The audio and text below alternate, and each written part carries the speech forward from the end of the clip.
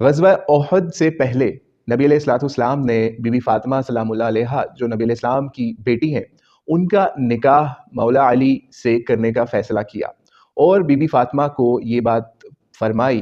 कि मैं अपने ख़ानदान के सबसे बेहतरीन शख़्स के साथ तुम्हारा निकाह करने जा रहा हूँ।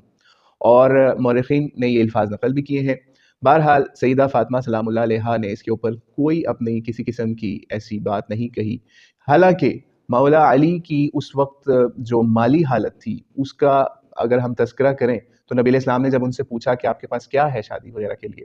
तो आपके पास जो कुल आपका असासा था, वो आपकी ज़रा थी, आपका जो तलवार थी और उसके अलावा जो आपको अभी जो उससे पहले ग़ज़वा बदर हुई थी, उसमें एक माल गनीमत से एक ऊँटनी मिली थी और उसके बाद खुम्स से जो मिलने वाला एक ऊँट या ऊँटनी थी। ये आपके टोटल कायनात थी। तो हुआ ये कि जब शादी की तैयारियाँ करने का कहा गया मौला अली को या नबी अलैहिस्सलाम की तरफ से भी ये किया गया,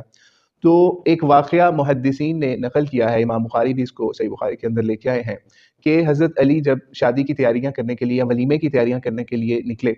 तो आपने सोचा कि वो जो ऊँट है मेरे पास, मैं उनसे ही कुछ फ़ायदा उठा लूँ और उनके ऊपर कुछ सामान लाद कर या अज़ख़र घास जो है, वो भी तारीख़ में आता है कि वो लाद कर बेच दूँ और कुछ सामान इकट्ठा हो जाए वलीमे के लिए। तो आप जब निकलते हैं उन ऊँटों की तरफ या अंसार की तरफ जहाँ ऊँट बंधे होते हैं, तो आप जाते हैं तो वहाँ ऊँट गायब होते हैं। तो पता करने पे पता चलता है कि वो तो हज़रत हमज़ा जो हैं, जो इनके चचा हैं, उन्होंने उनके साथ क्या किया कि आप वहाँ जाते हैं मौला अली, तो देखते हैं हज़रत हमज़ा और कुछ और लोग होते हैं। उन्होंने एक महफ़िल जमाई होती है और वहाँ पे एक मुग़न्निया भी बुलाई होती है और वहाँ पर ऐसे मशरूब का भी इस्तेमाल किया जाता है, जो कि उस वक़्त हराम नहीं हुआ था, यानी हुर्मत शराब से पहले का ये वाक़या बयान किया जाता है। इमाम बुख़ारी ने भी इसको नक़ल किया है। तो मौला अली वहाँ देखते हैं कि उनके ऊँट जो हैं, उनका बुरा हाल हुआ हुआ है, उनको यानी उनकी कलेजा निकाल के उनको ज़िबा भी कर दिया गया हुआ है। तो मौला अली की कुछ तलख़ कलामी भी होती है हज़रत हमज़ा से, ख़ैर वो क्योंकि उनकी हालत ऐसी नहीं थी कि उनसे बात कर सकें, तो मौला अली रंजीदा होकर नबी अलैहिस्सलाम के पास चले जाते हैं। नबी अलैहिस्सलाम को सारा वाक़या बयान करते हैं, तो नबी अलैहिस्सलाम भी बहुत रंज में हज़रत अली के साथ फ़ौरी निकलते हैं और उनके साथ ग़ालिबन ज़ैद बिन हारिसा भी आते हैं, वो भी उनके साथ आते हैं। वो नबी अलैहिस्सलाम को चादर देते हैं, आप चादर लेकर बाहर निकलते हैं, मौला अली के साथ चलते हैं कि उनका ये मसला हल करवाया जाए। जब वहाँ पहुँचते हैं तो वहाँ वाक़ई वही सिचुएशन होती है जो मौला अली ने बयान की और हज़रत हमज़ा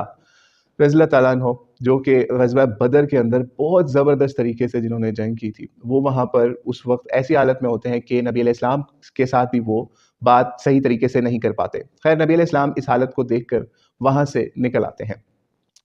बहरहाल ये तो शराब की हुर्मत से पहले का वाक़या था और वो नबी अलैहिस्सलाम के सामने कुछ ऐसी बात भी करते हैं कि जो नहायत नाज़ेबा होती है।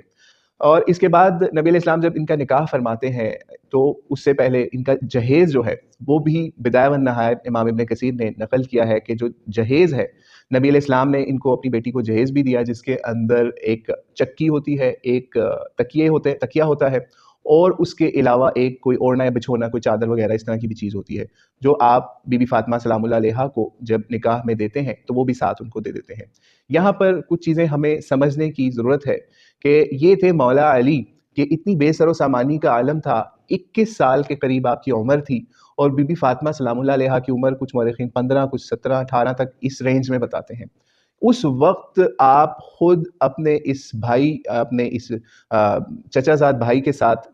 निकाह करते हैं अपनी बेटी का और आपको पता है कि क्या आलम है माली लिहाज से हज़रत अली का। लेकिन आपको ये भी पता होता है कि ईमानी लिहाज से मौला अली किस नहज पर फ़ाइज़ हैं। तो इसलिए आप ईमान अली को देखते हैं और मौला अली की शख्सियत को देखते हैं, माल और दौलत को नहीं देखते। तो क्या आज हम मौला अली की या नबी अलैहिस्सलाम की सीरत मुबारका के ऊपर अमल कर रहे हैं? तो ये हमारे अपने सोचने समझने की बात है। तो ख़ैर आपका निकाह होता है, वलीमा होता है, उसके बाद बीबी फ़ातिमा आपके साथ बहुत अच्छे तरीके से ज़िंदगी गुज़ारती हैं। उसके बारे में भी उसके कुछ वाक़यात अगली एपिसोड में कोशिश करेंगे नक़ल